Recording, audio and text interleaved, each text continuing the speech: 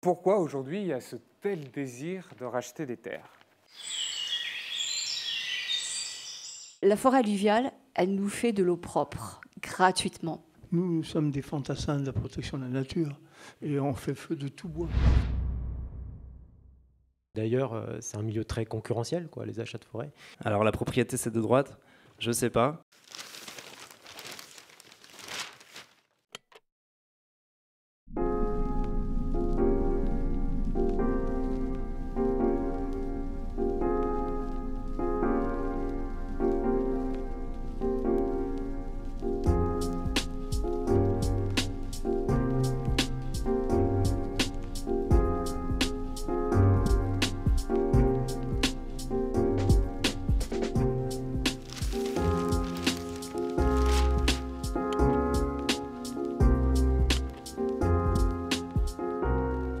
Alors un des enjeux est de ne plus voir la nature comme un stock de richesses exploitables et aussi de parvenir à allier les locaux. Alors on s'est intéressé à un petit fonds de dotation qui s'appelle Forêt en Vie. Il dépend du réseau pour les alternatives forestières. Le réseau pour les alternatives forestières milite pour une gestion douce de la forêt, notamment par une sylviculture qui n'est plus mécanisée. Sur son site, on peut lire un passage de sa charte où il rappelle que la forêt ne nous appartient pas, qu'elle n'a pas besoin de nous, mais que nous avons besoin d'elle. 25% des surfaces acquises par Forêt en Vie sont en libre évolution. Elle possède une cinquantaine d'hectares répartis sur 4 parcs.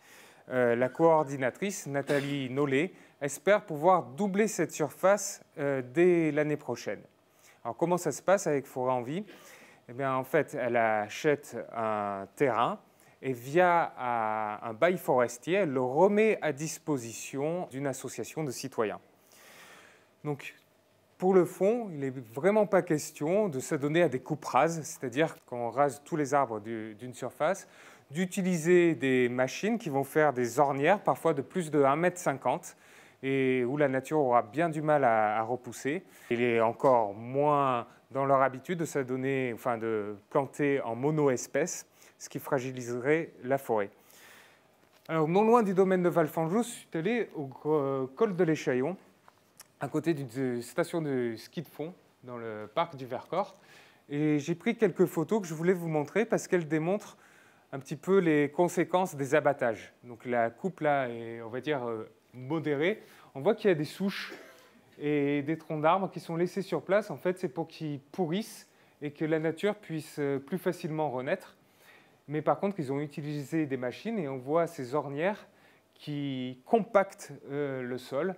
Surtout présent, là c'était une machine pas trop, enfin un petit peu imposante, mais pas autant que ça. Voilà, là la nature aura bien du mal à repousser. Il y a un géographe qui va bien mieux vous expliquer tout cela que moi, qui se nomme Rémi Bondon. Rémi Bondon via Forêt en Vie et son association Sous les Boès, a acquis, alors je cherche mon mot parce que ce n'est pas acquis, c'est Forêt en Vie qui a acquis, mais gère finalement la forêt de Chauderolles, voilà, qu'on voit ici. Elle fait à peine 3 hectares, donc on est sur une autre échelle que le Vercors. Et je vous demande de l'accueillir, il va un peu nous expliquer pourquoi il a pris cette initiative. Est-ce que vous pouvez revenir sur la genèse du projet? Vous êtes quand même parti sur une idée un peu particulière. Je crois que vous vouliez faire une sorte de laboratoire de cette forêt. Ouais, alors pour préciser, donc moi je n'étais pas dans l'assaut au tout début de celle-ci, je l'ai intégrée au fur et à mesure via des connaissances et puis parce que j'habitais le territoire. Et désormais, je participe aussi au fonds de dotation Forêt en Vie comme administrateur pour représenter cette association sous le Boès. La genèse un peu de cette histoire, c'est simplement des connaissances à nous, à qui on avait proposé un don de forêt. Et les personnes à qui on proposait cette forêt-là étaient trop éloignées de celle-ci et se disaient nous, on n'a pas trop d'intérêt. C'est un groupe de gens qui travaillent en forêt. qui travaillent en forêt, qui ont une centaine d'hectares et qui font une exploitation raisonnée dedans, et qui se sont dit, mais par contre, il y a une de ces personnes-là qui participait à Forêt en Vie, qui a dit, ça serait intéressant que plutôt que vous nous donniez à nous, petit groupe d'habitants, cette forêt, vous la donniez à ce fonds de dotation, parce qu'on sait qu'à côté, à proximité, eh bien, il y a un ensemble de personnes qu'on connaît. Certaines sont bûcheronnes, d'autres sont charpentiers, d'autres encore n'ont pas de travail en lien avec la forêt, mais sont intéressés par ce milieu. Et donc ça serait intéressant. Par contre, ils n'ont pas d'argent. Et du coup, ils ne vont pas eux-mêmes acheter de la forêt. Et d'ailleurs, c'est un milieu très concurrentiel, quoi, les achats de forêt. Du coup, bon, ce n'est pas très facile de l'acquérir. Et puis, il n'y a pas forcément le souhait d'être propriétaire. Alors, donner cette forêt plutôt à Forêt en Vie, et on va contractualiser un bail forestier avec une association. Et c'est un peu comme ça que cet asso est né. Là, concrètement, par exemple, pour toi, combien ça t'a coûté de gérer cette forêt? Moi, ça me coûte juste la cotisation toute symbolique à cette association. Après, sauf si on fait des dons, quoi, parce que le fonctionnement, c'est un peu le même que pour l'ASPAS, au niveau en tout cas de la manière de récupérer des moyens. C'est des dons, des legs, des choses comme ça. Et la seule différence, enfin non, il y a tout un tas de différences, mais c'est que du coup, ce fonds de dotation, Forêt en Vie, le but donc, c'est de découpler propriété et usage, et de faire en sorte, via un bail forestier qui court sur 99 ans, de faire en sorte que si la propriété change, eh bien, peu importe, les personnes qui ont contractualisé, donc en l'occurrence cette association-là, eh ben, gérera cette forêt de la façon, non pas qu'elle le souhaite, mais en fonction d'une charte, qui est la charte du coup du réseau pour les alternatives forestières, et en fonction d'engagements réciproques. Et donc dans cette forêt, il n'est pas seulement question de libre évolution, un peu en partie, ça fait partie du projet, mais aussi, tu en parlais un petit peu, de sylviculture. Sur 25% de la surface. C'est ça. Et également du coup de tout un tas de choses. Enfin, c'est même pas seulement de la sylviculture, ça peut l'être. Et d'ailleurs, c'est pas que de la sylviculture non motorisée, hein. On aime aussi la tronçonneuse et c'est possible de passer en tracteur. Mettre les photos. Donc là, c'est vous qui êtes en action. Je ne sais pas si c'est... Voilà, vous utilisez donc pas de machine. Qu'est-ce que vous faisiez ce jour-là et pourquoi la sylviculture? Ouais. Alors, qu'est-ce qu'on faisait ce jour-là? Donc, c'était un petit chantier dans une plantation d'épicéas qui, comme vous le voyez, est à peu près... une plantation monospécifique. On est versant nord, donc il y a assez peu de lumière. En plus, c'est une pente assez importante.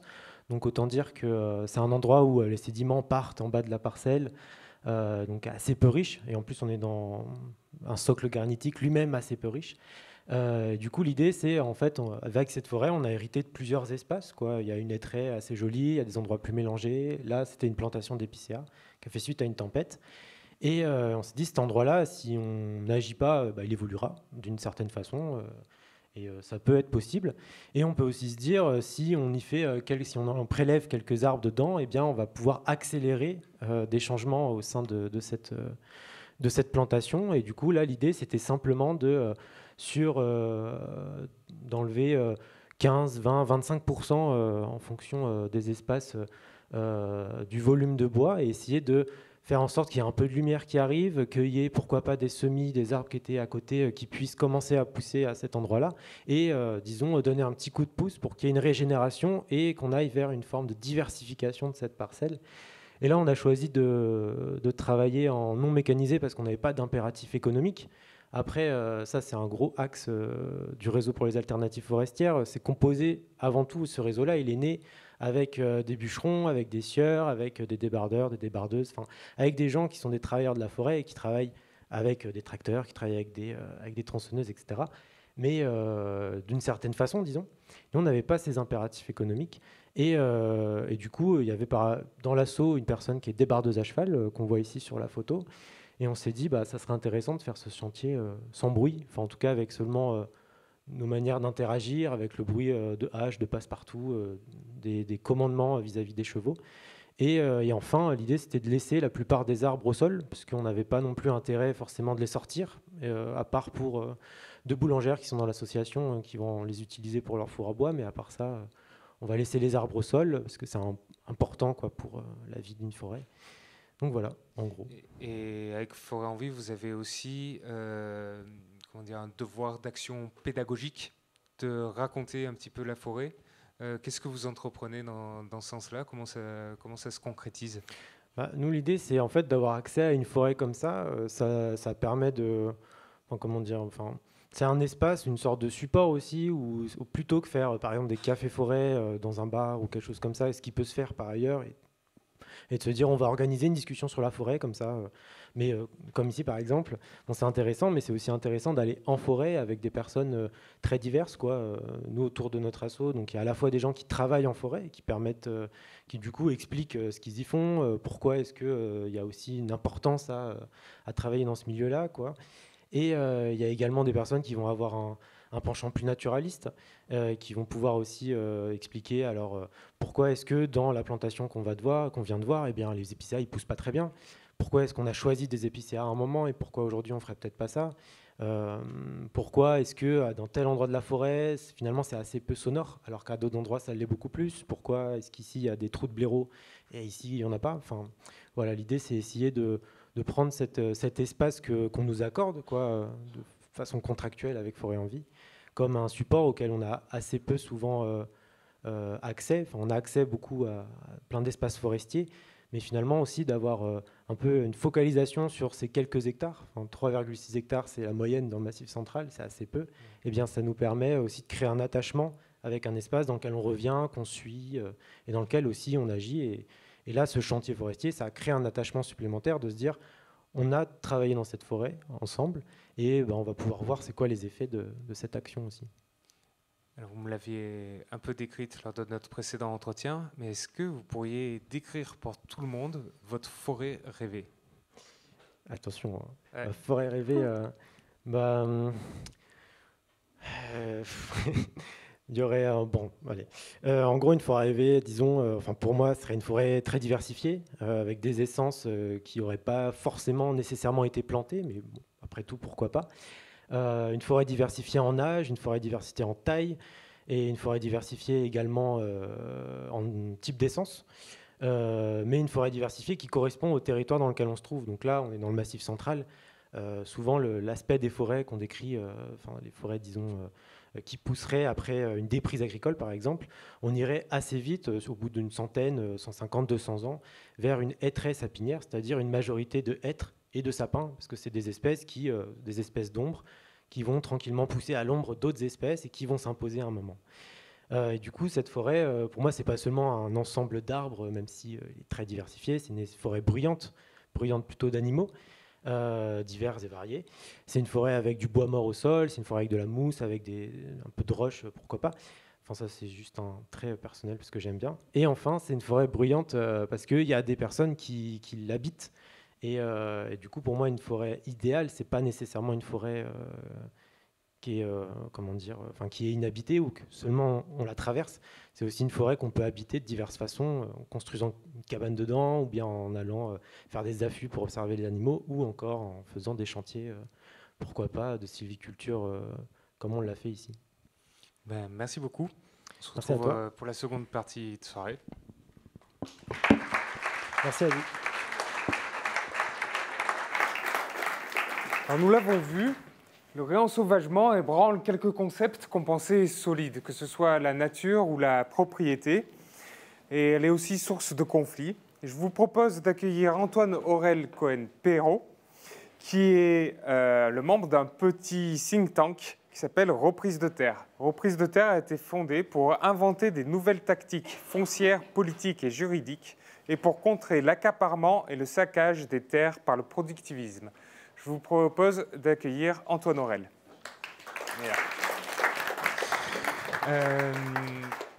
Alors, vous avez étudié une autre association en Haute-Savoie qui a des similitudes avec l'ASPAS. J'aimerais bien que vous me racontiez un petit peu cette étude. Alors, en fait, moi, je suis allé du coup faire un terrain de recherche pendant 4 mois en Haute-Savoie, près de Thônes, la commune de Thônes, dans une petite vallée forestière qui s'appelle la vallée de Montremont. Et je suis allé voir l'association Forêt Vivante, qui est composée de quelques personnes qui habitent les lieux depuis 5-6 ans et qui ont eu envie d'acheter du foncier forestier pour y développer des pratiques de gestion d'eau, donc de sylviculture comme Roméo en a parlé, et de réensauvagement, donc avec ce qu'ils ont appelé des réservoirs de biodiversité. Peut-être pour contextualiser un petit peu la raison pour laquelle je suis allé les voir, c'est que, donc, vous l'avez dit, je fais partie d'un collectif qui s'appelle Reprise de Terre, on n'a pas l'impression de dire que c'est un think tank, mais voilà, c'est un collectif assez divers qui s'est formé autour de la question foncière en France.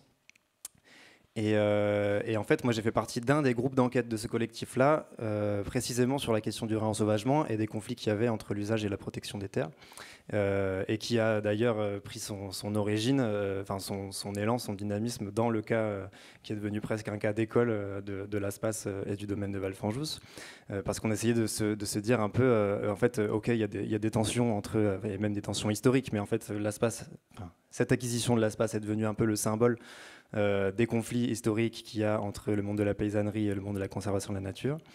Et dans l'association Forêt Vivante, a priori, qui essayait justement de joindre un petit peu ces deux aspects-là du travail territorial et écologique, j'ai vu qu'il y avait quelque chose qui était intéressant, et surtout qui était à l'initiative d'un collectif d'habitants et d'habitantes des territoires, et qui du coup pouvait poser la question d'une autre manière, donc c'est-à-dire et du coup poser la conflictualité d'une autre manière, puisque c'était, en tout cas justement a priori, des personnes qui sur leur territoire ont envie de proposer des sujets de réensauvagement, enfin des mises en réensauvagement de territoire. C'est-à-dire, il y a eu une opposition entre qui et qui exactement? Ça, c'est venu un petit peu après, en fait. Mais comment dire ça? En fait, nous, on avait l'impression, avec Reprise de Terre, puis moi sur le terrain, que c'était forcément. Je suis arrivé un petit peu sur le terrain en me disant, bon, c'est forcément une association assez chouette, assez réglo, en tout cas qui va nous donner des billes pour comprendre un petit peu les situations foncières, etc. Sauf que, finalement, quand je suis arrivé sur le terrain, j'ai vu qu'elle était assez mal accueilli, en tout cas on en parlait avec un petit peu de méfiance, voire de colère, etc. Et finalement en fait cette association s'est avérée un petit peu ambiguë sur d'une part ses intentions sur le papier, donc voilà, d'avoir cette forêt là, etc. Et de l'autre la mise en application de ce projet là et ses moyens, En fait elle était ambiguë sur l'intervalle entre les moyens et les fins. Et ce qui s'est passé, c'est que en fait l'association assez vite a mis à l'épreuve les habitants et les habitantes de la vallée. Et moi, ce que j'ai mis à l'épreuve, c'est-à-dire concrètement, comment ça se... Justement, en fait, il y a eu un point de conflit en fait, qui s'est créé autour du foncier forestier. Et du coup, le fait d'acquérir, même si c'était collectivement, même si c'était de manière citoyenne, etc., du foncier forestier dans une vallée, j'en ai pas parlé, mais qui est en fait très protégée, qui est remplie à 90% de forêt, qui est en plus composée d'une forêt qui a été dévaluée à différents niveaux par son histoire. Et du coup, de voir en fait cette association qui d'un coup, pour les gens, pour la plupart de mes interlocuteurs, ont privatisé un bout de forêt. C'était en fait, donc déjà pourquoi est-ce qu'ils font ça? Qui sont ces gens? Et en fait, ces gens-là, ils sont issus plutôt du milieu urbain, de la ville d'Alcy, ils y travaillent encore, etc. Et donc il y avait dès le début une méfiance quant à l'origine sociale, on va dire, des personnes qui ont eu l'idée de se faire ce projet-là, et qui du reste n'étaient pas directement, voire pas du tout reliés à la culture forestière du lieu, quand je dis culture forestière, c'est toute l'histoire de l'usage de la forêt qu'il y a eu au cours des siècles, et notamment jusqu'à un petit peu le grand tournant qu'il y a eu après la guerre au XXe siècle, etc. Puisque la forêt, dans ce coin-là, mais dans beaucoup d'endroits, et surtout les milieux montagneux, était en fait, le bois servait à tout, C'est vraiment, on en faisait usage, tout le monde savait en faire usage, tout le monde possédait quelques arbres, quelques terres, etc. Et les gens étaient connectés en permanence avec les manières de faire avec la forêt, Très bien. Et du coup, je voulais un petit peu rebondir sur la propriété individuelle. La propriété individuelle, ça peut être perçu comme un pilier du capitalisme. Est-ce que finalement, acheter des terres pour les protéger, ça découle d'une vision libérale ou est-ce que ça provoque même des réticences je pense à la Confédération paysanne pour d'autres raisons aussi qui s'oppose au réensauvagement. Est-ce que ça peut créer une opposition avec un public de gauche? Il y a un peu plusieurs questions, mais je pense que... alors la propriété, c'est de droite. Je sais pas, mais en tout cas, ce qui est sûr, c'est que si on prend la question de la propriété avec une dimension historique, on peut parler de plusieurs choses, mais si on parle des milieux de la conservation, par exemple, c'est sûr qu'il y a des racines coloniales à la mise au réensauvagement de terres, mais je parle du XVIIIe siècle, hein, juste après l'esclavage. Il y a donc une vision assez fantasmée de ce que serait une nature vierge, privée de ses habitants, etc. Et une vision à tort qui incriminerait les populations locales de ne pas savoir gérer son environnement, quoi, pour le dire un peu grossièrement. Donc voilà, là il y a une première version de ce que la propriété peut être en lien avec des problèmes environnementaux. La deuxième version, enfin une deuxième définition qui me vient, c'est tout le mouvement des enclosures qu'il y a eu en Angleterre et puis ça s'est étendu en Europe et ailleurs, et qui justement ont fait de la propriété quelque chose qui a à voir avec le droit privé, ce qui n'était pas forcément le cas avant. Donc en fait la propriété en soi n'est pas problématique, mais là, c'est justement son historiographie et l'usage qu'on en fait qui vont la faire devenir quelque chose. Et en l'occurrence, les enclosures ont privé les populations paysannes locales qui géraient leurs terres en propriété collective, donc en commun, quoi. Et les ont expropriées et ont privilégié le droit privé sur ces mêmes terres-là. Et aujourd'hui, tout ça, évidemment, ça a mené à la définition commune du droit sur la propriété, qui est donc de pouvoir abuser, abuser en maître de la chose. Et donc c'est donc le sujet qui a le plein pouvoir sur la chose.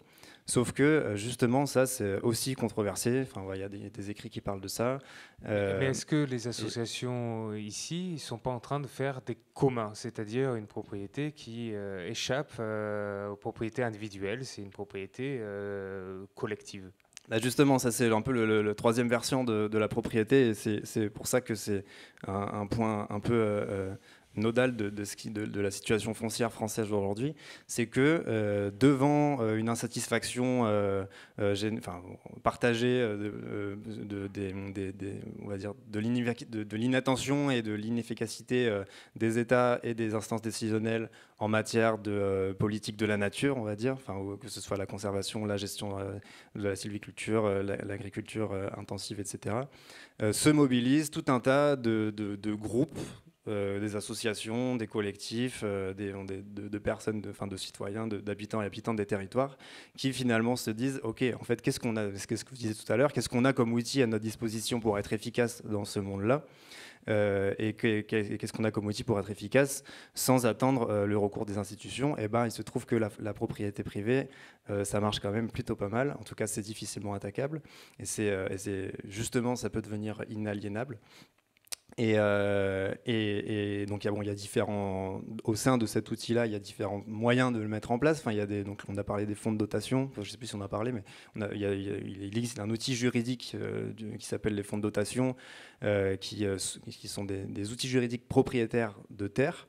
Il y a des groupements forestiers. Dans les groupements forestiers, il y a différents types. Il y a les groupements fonciers forestiers, les groupements forestiers d'investissement et les groupements forestiers citoyens et écologiques. Et les deux derniers, justement, c'est assez intéressant de voir que, pour répondre à la question de à quel point la propriété est libérale ou néolibérale ou capitaliste ou quoi, c'est aussi de voir que tout à l'heure, je traînais sur un site qui raconte un petit peu les facultés d'investissement d'un groupement forestier. Et en fait, c'est vraiment présenté comme, et là je cite la phrase, comme un actif réel, durable, avec tout un tas un listing d'opportunités pour voilà, être défiscalisé à hauteur de 25%, avoir des aubaines sur les frais de succession des parts sociales, puisque les groupements forestiers fonctionnent comme des sociétés civiles immobilières. Donc c'est un système de parts, on devient sociétaire, donc on devient copropriétaire de la parcelle, etc.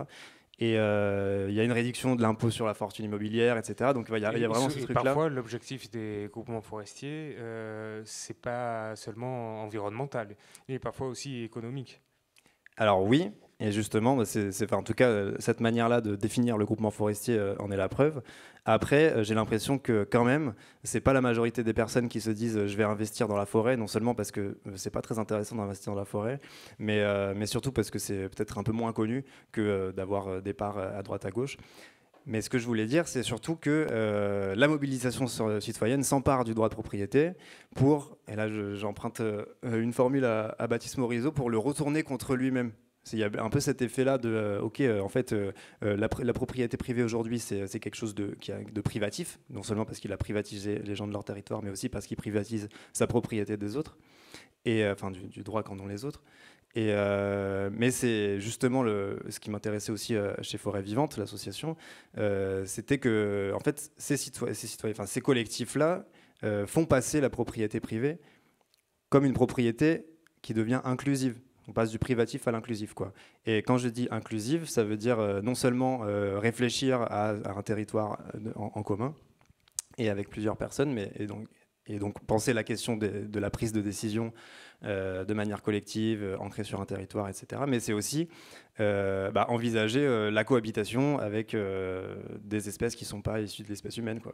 Et dans les milieux forestiers, c'est évident que la propriété privée inclusive, en tout cas réappropriée, pose aussi la question de quelle place on laisse aux myriades d'êtres avec qui on partage un milieu, quoi. Merci beaucoup, Antoine. Et juste, si je peux rajouter un tout petit dernier mot. Dans les initiatives d'occupation foncière des espaces, même si elles sont à première vue écologiques, citoyennes, critiques, etc., il peut y avoir des surprises. Et en fait, pour faire aussi écho à ce que vous avez dit tout à l'heure, la question de l'inclusivité sociale, la question de la diplomatie locale, la question de juste la stratégie et du discernement quand on arrive sur un territoire, c'est pas du tout à charge, mais c'est moi ce qui s'est passé sur mon terrain. C'est aussi, en fait, c'est vraiment trop bête de passer à côté des alliances qu'il y a avec les gens qui habitent les territoires, comme l'Office national des forêts, les communes forestières. Pourquoi pas les chasseurs? Tous les chasseurs ne sont pas dangereux. Enfin voilà, il faut faire aussi attention à ça, et il peut y avoir de l'ambiguïté là-dedans aussi. Peut-être qu'on pourra continuer l'échange justement en seconde partie de soirée. Merci beaucoup.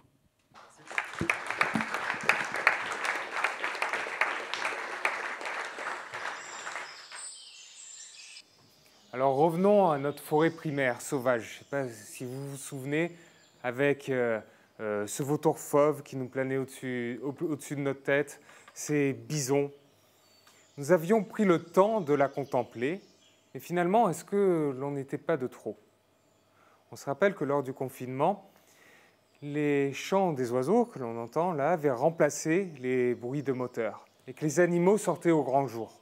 En temps normal, ce sont eux qui sont confinés, vigilants à chaque instant. Alors on peut se demander peut-être si ce n'est pas à nous d'être plus discrets. Il y a un exemple qui démontre le contraire, c'est Yellowstone. À Yellowstone, quand le loup a disparu, les herbivores sont restés beaucoup plus longtemps le long des points d'eau.